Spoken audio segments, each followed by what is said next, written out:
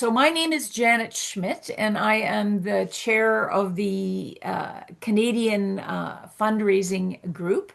And I'm just going to walk you through a couple of things, and then I'm going to do a presentation. We're going to stop twice for Jackson to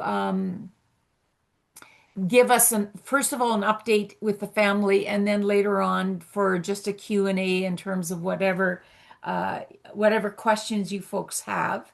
But what I want to say, so the agenda, so I'll just put that up right now so you can see kind of our journey. Um,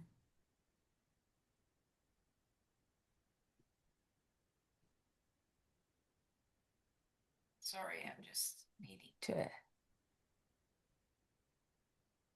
yeah. So that's the front of the clinic, as many of you know. And I'm just going to get rid of that. And so let me just walk you through. So the program today is some welcome and logistics. So like I said, we're going to be recording this first part. We're going to do a bit of family updates, and we've got a video that we want to show you. And then Jackson will share some information about how the family is right now. Um, then we'll give you some updates of Ubuntu Clinique for 2025, some patient stories. Jackson is going to again share some stuff about that. And then we're going to share some of the financial information. And then we'll uh, go to a formal closing with an informal conversation with Jackson for another half hour or so. So that's our plan today. Um, so I wanted to just give you a bit of context in terms of Burundi and where Jackson lives. So in 2024, the GDP per capita was 344 US, compared with Canada, which is 54,000 per person. It is ranked 187th out of 193 countries in 2021, which is the Human Development Index, and Canada is the 16th. Inflation rate last year was 20%, down about 6 points from 2023, which has been one of our challenges, where Canada in 2024 only had a 2.4% inflation rate. Average age is somewhere between 16 and 18, Canada 41. And then also life expectancy, you can see it there, which is very different. So family updates. These are some pictures that we've collected over the year. So Mucho is the first one you see, and this is at her sixth birthday, just so that you know how old she is. Then we have Mutima, the little baby born in August, and then Sabukwe or Bantu also. Sabukwe is his nickname, eating a piece of watermelon, it looks like. And then Jackson with the two older kids. And then we also have on the last slide is a picture of Lukundo, who is Jackson's son. And he is now studying in Zambia to become a doctor. And there's a couple folks, two families who are paying for his education to do that. There he is with Aseline and Subukwe or Bantu there as well. So the next picture that sorry, have is Mutima was born on August the 7th with two holes in her heart, and Aseline came down with a cancer that is often associated with pregnancy that had metastasized to her lungs. Because of Mutima's holes in her heart, both other kids were screened because it's hereditary, and it was discovered that Bantu also has a hole in his heart. Um, so, um, so on that note, I was going to show you a video um, uh, uh, with the kids and Aseline, and then Jackson will share some specific information about the situation. Okay, so Church. that's the part of the family update, and Here, sit we down. wanted to pause here at this point and see if Jackson, if you can add a little bit more information about Mutima and Asaline and where things are at. Yes, thank you, Janet. And again, hello, everybody. Thank you very much for coming today. I really, really, really, I continue to appreciate. I'm ever grateful. Um, so the the last 4 months have been very, very, very challenging for us, for our family. Um, of course, Aseline did have some uh, difficulties with the start of her pregnancy. This is when I was traveling to the United States, and then things normalized, and then I was, we were all excited about a new baby girl on August 7th, and I had also got myself. I had already planned that right after birth, well, maybe a month after birth, I would travel to Canada for some fundraising and reconnecting with you guys. But things turned out different than we had expected. So when baby Mutima, that's our daughter, was born on August 7th, she she was born by C-section, and she immediately started having breathing difficulties. So she was taken to NICU, NICU, and then uh, had to be put on oxygen, and then uh, did assessment and found that she had two holes in the area of the ventricles and the atrium. So this was very difficult for us because watching her not being able to breathe for 2 weeks was very, very difficult. And so uh, my plan to go to Canada started, like we started to think about not traveling. And then about after 3 weeks, my wife started developing this, non-stop bleeding.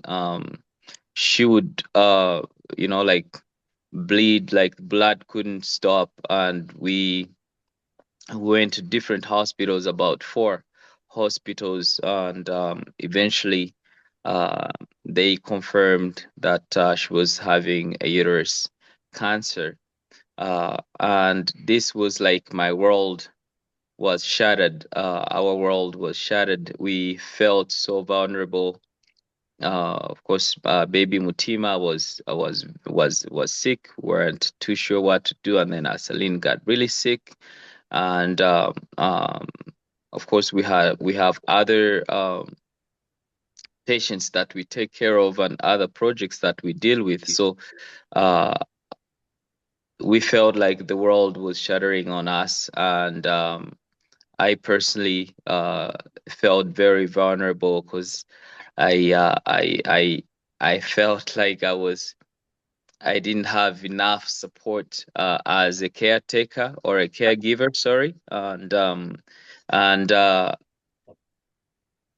so going dealing with this was very overwhelming. But all in all, we were very also overwhelmed with the amount of support we received from here and from afar. In Canada, many of you guys knew what was going on, and I apologize for some messages that I didn't respond to, but I did read them. Like I said, I had a mental breakdown during the illness of both my closest people, my wife and my daughter. So really appreciated the prayers and thinking of us and the messages. Like specifically, I want to to be very, very thankful in publicly with my mom, Lois Neufeld. She was always encouraging. She's gone through a similar path with cancer, and so she somewhat knew what I was dealing with, or what Aslin and I were going through, and she stayed very close with those encouraging messages, but also uh, uh, considering, or um, allowing me, or saying it's okay to to cry out. Mike and Cleanza, Janet, and my dad, Rob Neufeld, um, Marianne, the oncologist from Canada, and many of you that I may not remember right now to say, to appreciate in front of everybody. But I really, really appreciate it. I don't know what life would been had I not gotten this support. Like I said, we also had Ubuntu Clinic that we had to take care of, and so the financial support continued, all the activities continued at Ubuntu Clinic as we were at different hospitals, admitted in different hospitals in Buj. Um, the During the difficult times, folks, I had I guess I would say in English a revelation, like where I felt that even though we're going through this hard time, it was a message for us to we felt that we ought to do more. We saw so many patients in places where we were admitted. We saw so many different challenges in terms of not having enough scopes or enough specialized trained people to care for us. We're at a point where we were, like things weren't working here. So we felt that it is us who can help change the healthcare system, to improve it, so that many patients that we saw who couldn't, our chemotherapy treatment was coming from Belgium, and very costly. And you can imagine, we saw so many people, young children, young women, um, and elderly, suffering from cancer and not able to get treatment, or those who got treatment would have to stop now and then, not because it was an issue with treatment, but financial difficulties. So that was a positive part of seeing, like being reminded of the work ahead of us. So we were talking about it, and also watching Asaline, even though she was really, really sick, uh, you know, always, like showing it was the first time I saw her in her vulnerability, but like always calling for rice from home, beans, all the things that we grow, and asking people to bring it at the hospitals where would be admitted, and making sure that everybody was fed, especially the patients, where she would say, like, I can't support financially, but I can support you with meals. And so it became another, it felt like even the owners of these hospitals were like, who is this woman? She's so sick, but she's very positive, and she's also caring for the suffering. So that was very encouraging. It gave me a lot of hope, and it was also encouraging for everybody. And today we're here. She's done uh, her chemotherapy treatment. Unfortunately, she developed malaria and an infection that she had to stop the treatment. But now that the malaria and the infection is cleared, she'll continue. And the good news, so they're testing the level of her cancer with a hormone that they do. It's called HCG. It's a hormone that they test through her blood, and it was at 100,000 when we started, and now it's below less than five, which means it's normalized. There is a little bit of nodules or a little bit of tumors, small ones too, that are left in her lungs. So they're thinking they're going to do two more treatment. They call them consolidated treatment treatments, and then we'll continue to monitor that hormone every month for about 3 months, and then every 6 months. So we are hoping for the best. And for Mutima, our baby girl, she had the two holes. One has closed on its own. We continue to monitor. She's on we call it a water pill. So Lasix and Aldactone, those are the two medications that she's on. She wasn't able to breastfeed, so we're using formula, which is also another costly thing that we would see. Like we see, like we wonder how other patients who are not able to breastfeed, how they're coping with that. So uh, we continue monitoring Mutima's heart. So one hole is closed, and they're saying we will continue to monitor. Sometimes they may close on their own, and sometimes they need to do an open heart surgery. So we are looking at France is the country people usually send people to from Burundi.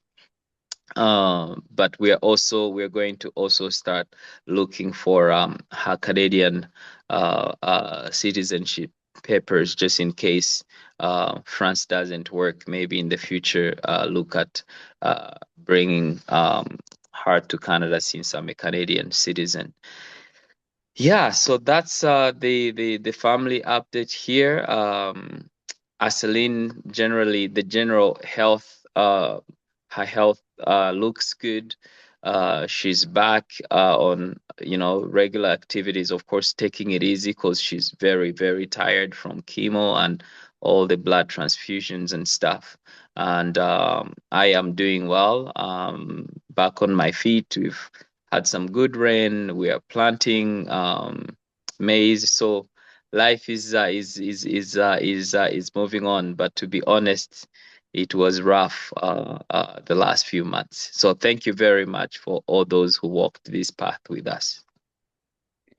Thank you, Jackson. And we'll give people an opportunity to respond or ask questions a little later after we've done some updates of what else has had been going on. Uh, yeah.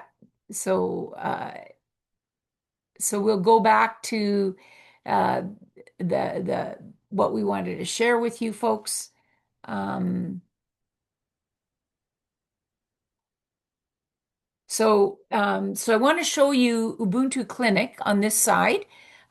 This is the first phase that was built. You can see hopefully my mouse there. And then in 2023, this is what it now looks like. So you've got the first phase, then you got the second phase, and then you've got the back here over here. That was kind of the third phase where the mortuary went and the maternal health went. And then on this side is where Jackson and many other people live on this side. What I want to point your attention to at this point is this side here, and I'll go to the next slide. So this side here is what is phase four. And one of the things that's been happening is a Canadian foundation has provided 265,000 in 2024 and 325,000 in 2025 to build, and I'll show you this area up because of the numbers and demand, and also to provide medical equipment, etc., for it. So that's a new thing that has been happening. It won't be in operation until probably spring of 2026. But here, so when you look at the morgue, this is what looked out of it. And here we also have one of the buildings. There were three buildings in that area that Jackson bought or traded land for. So that was his investment into it. Um, and the next slide is just a very short video of what that. So this is the morgue that was built for the morgue that was donated.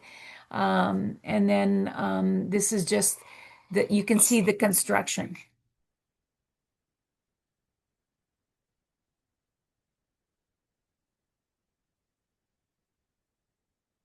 That's the new structure.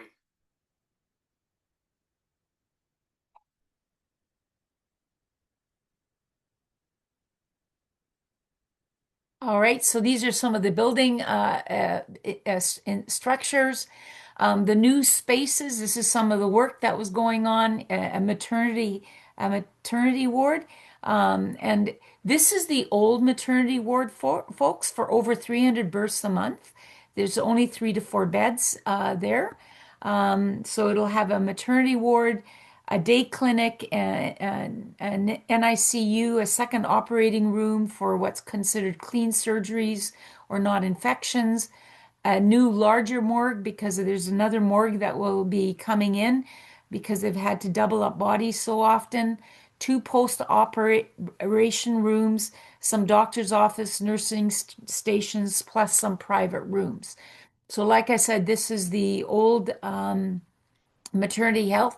And if you look over here, that's where the two birthing tables were over there. And now the roof is on. They're currently covering between the two buildings, which was a pathway. So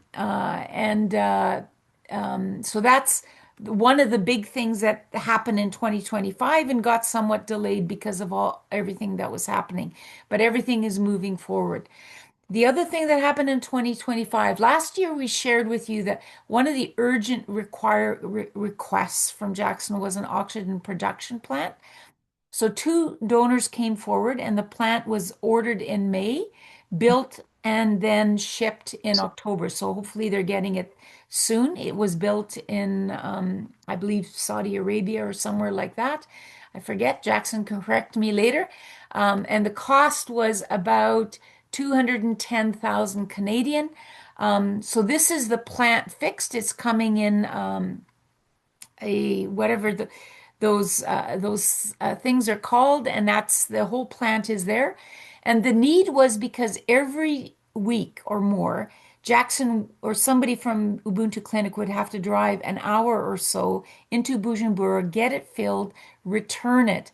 And oxygen is very unstable and it was very unsafe. And so this will provide oxygen for Ubuntu Clinic as well as some of the other hospitals and places in that area, and will also be a source of revenue. So we're very excited about that. So here's some patient stats. For August 2025, just for you folks to think about it, there is 180 beds. Many of the beds have two patients at a time, 45 beds that are prenatal delivery or postpartum. And in the next, so 4,500 inpatient nights. So that's how many individual nights that patients were at in the hospital. 2,133 outpatients. And sorry, Mike, I just saw your name on it, and I'll just finish this. 360 visits from pregnant women, 363 natural births. In March of 2024, it was 303, 45 C-sections, and 30 major surgeries. So you can get a sense of the activity there. Yes, Mike, take it away on this one. Sure. And those stats are pretty sobering. That's 10 births a day plus at least one C-section a day. So this next story is just a close-up of one person. This woman named Claudine had had a baby, you can see on your left, and then returned sometime later.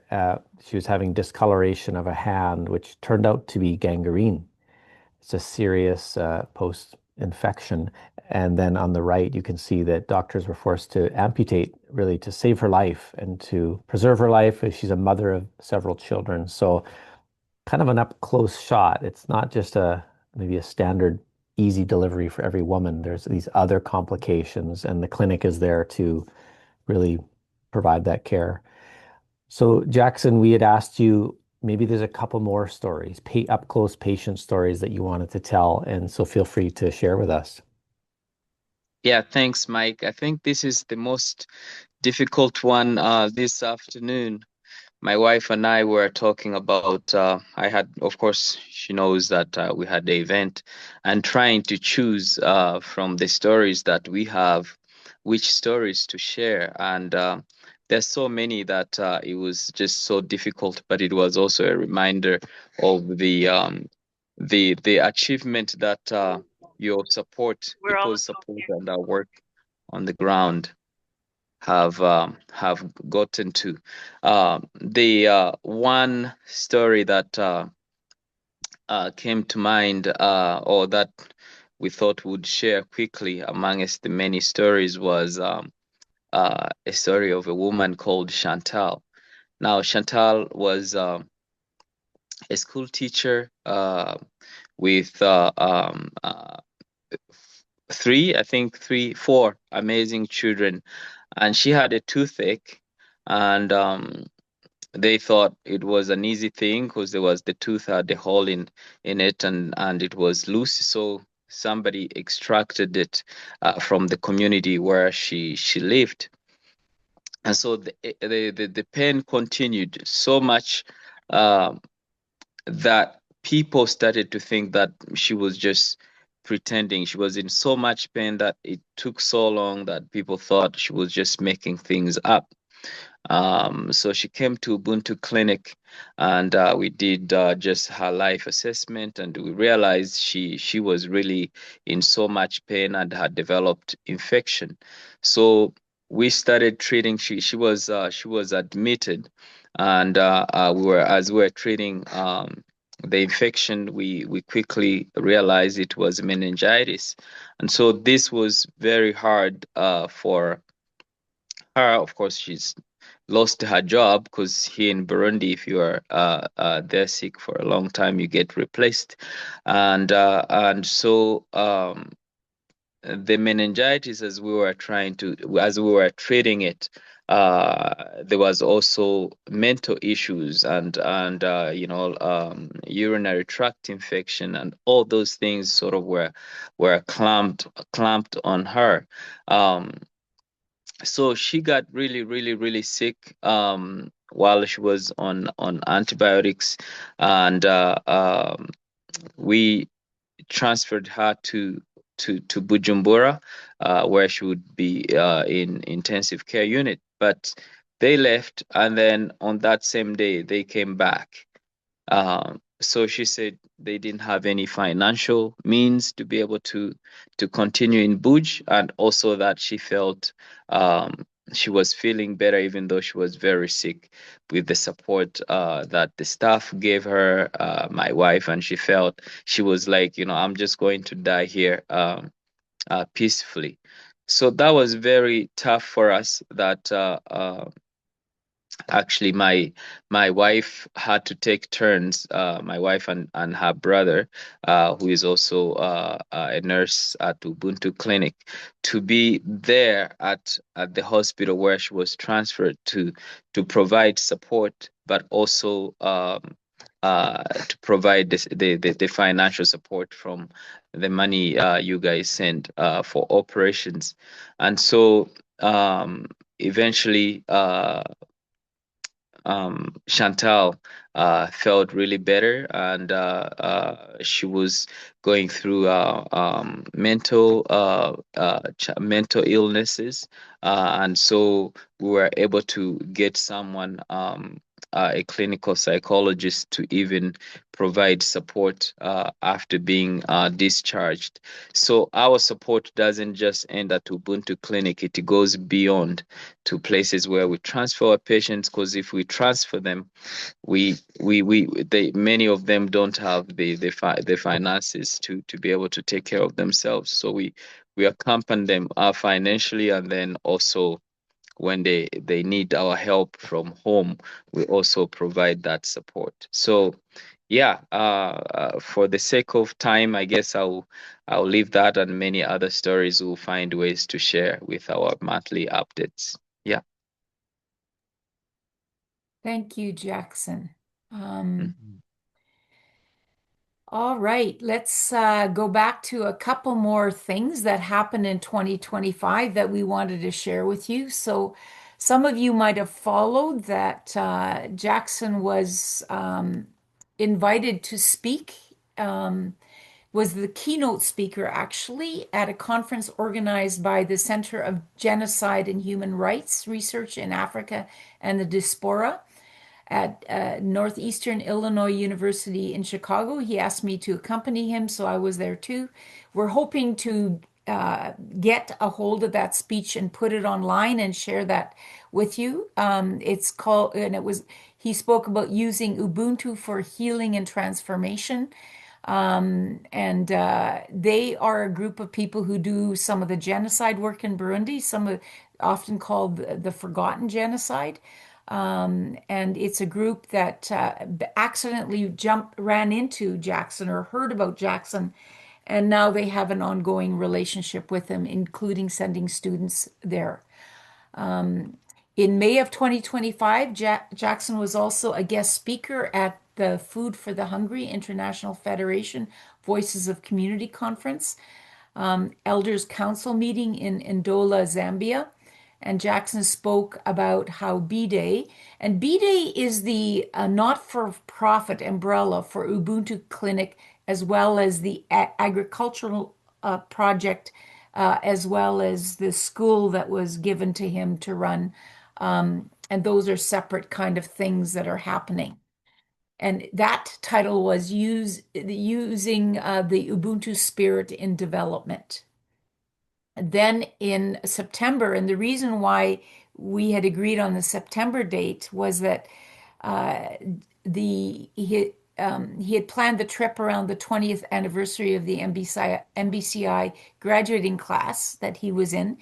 And he missing that event was a great disappointment. And there's ongoing thanks to the committee because they found ways of including his story and making a connection. And we hope to continue to stay connected with this group of people. But these are his classmates 20 years later. Rob, do you want to talk about some of the financial things here? Right. Can you hear me? Yes. Good. So over the years, we've sent 5, 10, 15,000 per month, but the clinic has grown and it's making such a difference. We are now sending $25,500 Canadian for operations expenses each month. We have salaries from January to June. The accounting department is keeping up every month, giving reports. And so the 6 month report for 2025, um, we had $15,000 for salary. This support helps pay for 4 full-time and 2 part-time doctors, 53 nurses, and 24 support staff. So that's 83 people. The Burundian government contributed 46,800, the most ever. It's nice to see the local government there, the Burundian government helping out. Patients have paid 52,700, those that can afford to pay. And the farming operation run by B-Day, the uh, charitable organization that Jan was talking about, that's the local representation there. B-Day Farming contributed 14,800. So in summary, 83 staff cost 15,000, and then there's the 10,000 or so more that cover a variety of other expenses. Certainly, pharmaceuticals is a huge expense. So many hospitals cannot care for people if they are unable to pay. So Ubuntu does this and accepts everyone.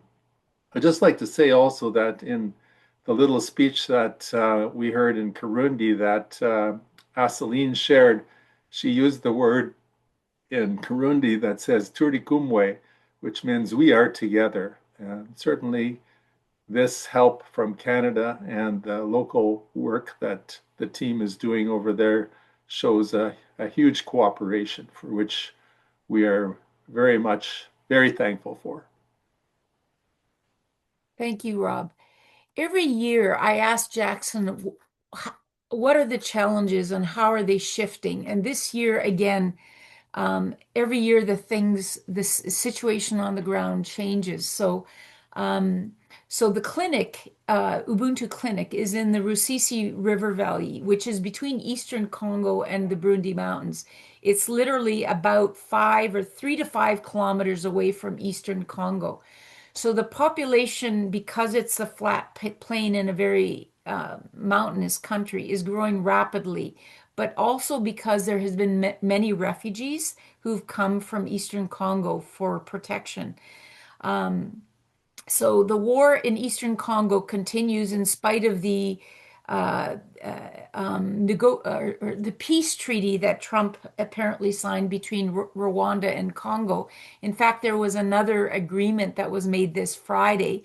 And Jackson said this morning when we talked, my morning, was that he could hear bombs falling in Eastern Congo because it's that close. And this week, a bomb literally landed in Burundi, killing a child. So it's still very precarious. The other thing that's new is Dubai and other Arab countries are in a major building boom, and Burundi is one of the places workers come from. So Jackson's brother Martin, who Rob and I met last year when we traveled to Burundi, has gone to Dubai to make money. He was a driver and worked in admitting in Ubuntu Clinic.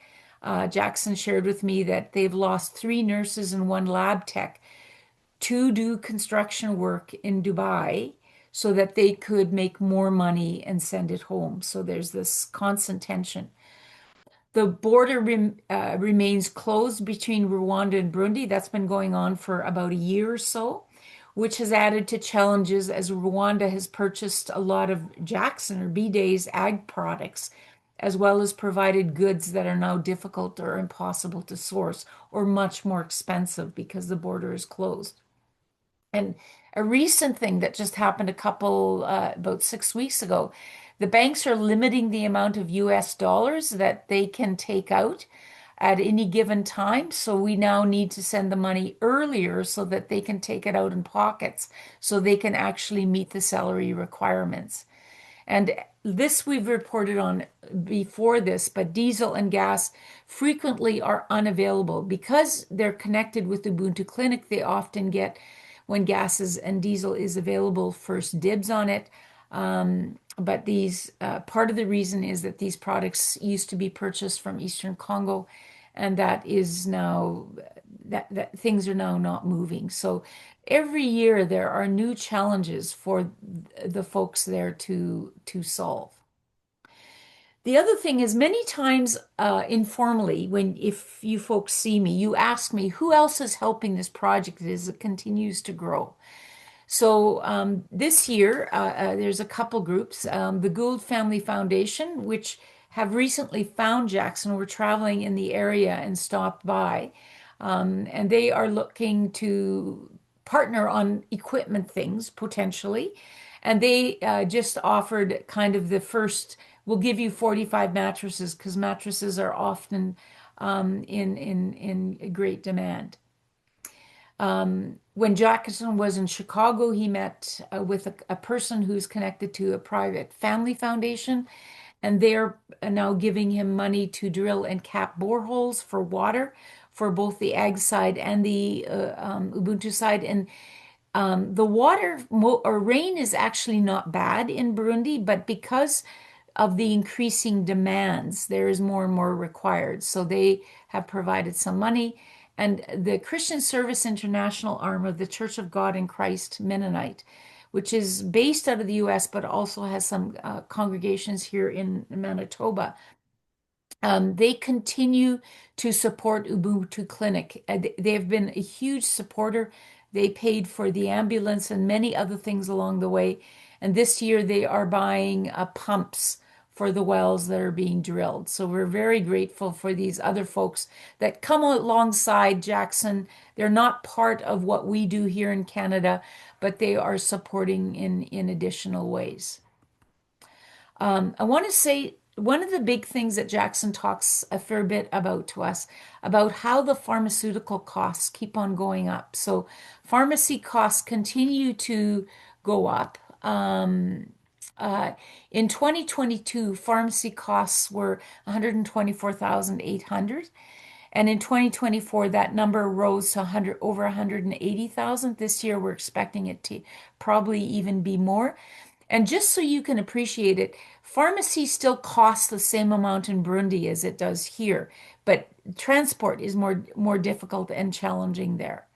So they don't get breaks from these large pharmaceutical companies, and so it gets difficult. So as the financial crisis happens, as more and more people can't afford to pay for their prescriptions, and what's happening is that other hospitals, both public and private, give their patients prescriptions and treatment plans. So they will assess them, but if they can't pay, they won't help them.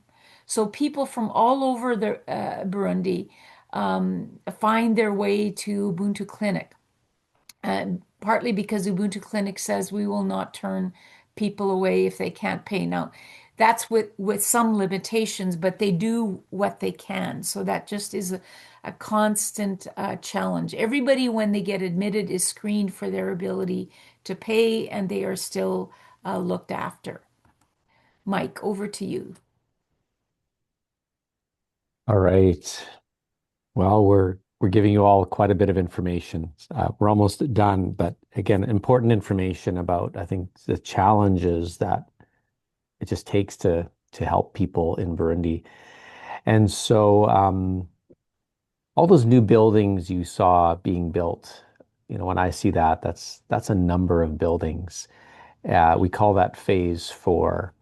And so that will really allow the hospital to be in a proper size of space, but it'll also probably increase patient traffic, which will mean more staff to hire. So we're looking at that with Jackson and want to make, conservative estimates. But so as we look ahead, we're trying to plan out what that money amount will be. I mean, the budget will become more clear. In 2025, it says, by the end of this year, we'll have sent 300,000 Canadian for ongoing operational costs at Ubuntu Clinic. So again, everyone's help makes a huge dent in that, and you can see the vast need on the ground.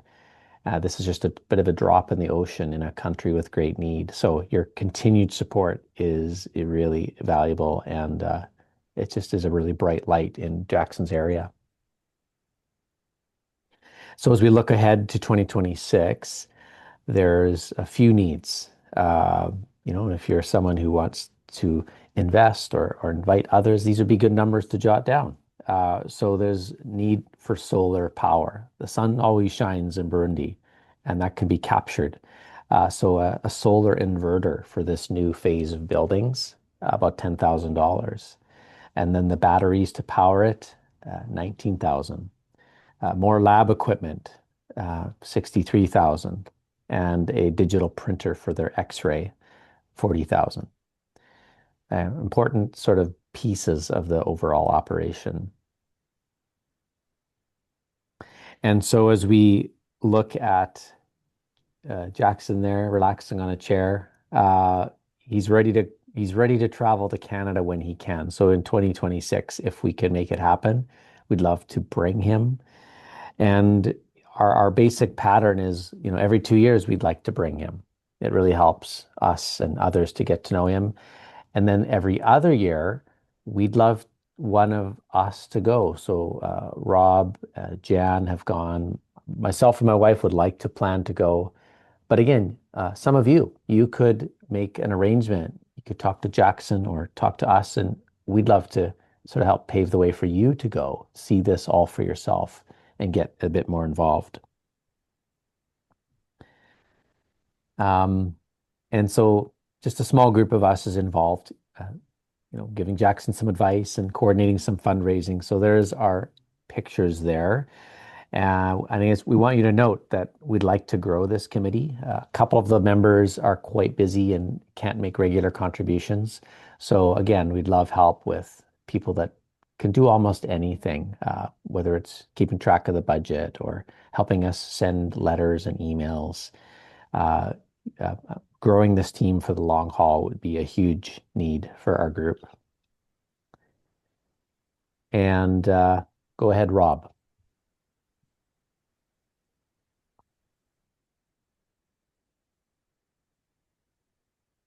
If Rob, you're you, on mute. Yeah, yeah, go ahead. I just Yeah, figured that out. yeah. If you want more information or more details, please ask. We have our annual reports, and they're very important. The accounting department in Burundi works hard to get this information to us. And then we do our annual reports. We're a part of Accountable Development Works, which is the charity that hosts us. And those reports are important. So you can ask for reports from the last few years or get newsletters. So send us an email if you want to be on the newsletter list. And you can check the website, contact myself or Janet Schmidt, and we'd be glad to help you out. If you want to just give me a call, I can discuss it with you, or if you want to email me or Janet, that'd be just great.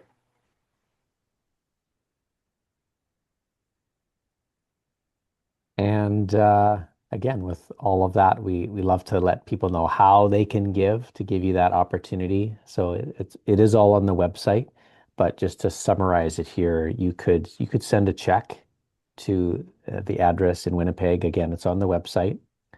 Some people do a monthly withdrawal, and that's actually really helpful to keep the donations steadier during the year. So there's again a form that can be downloaded on the website. Some people might just want to e-transfer a gift. And then with credit card, we use Canada Helps, and that channels the money to us. They take a small deduction for those fees, but again, that helps some people to be able to give through credit card. So yeah, you can see from what we've shared, every dollar goes a long way. It's hard to imagine 83 staff per month paid with about $15,000. I mean, that's a bargain in healthcare anywhere. So, I mean, we're so happy to give, and we know many of you are as well. Um, Many of you may have seen the book that was published some years ago. So those can be available for $10. Rob or Jan or Dustin, they've got physical copies in Winnipeg and can give you or mail them to you. And we are in the final stages of getting this book online. We've had some technical glitches of what it takes to publish online, but we're working on it monthly and we're getting closer. So then that book will be available online as an ebook.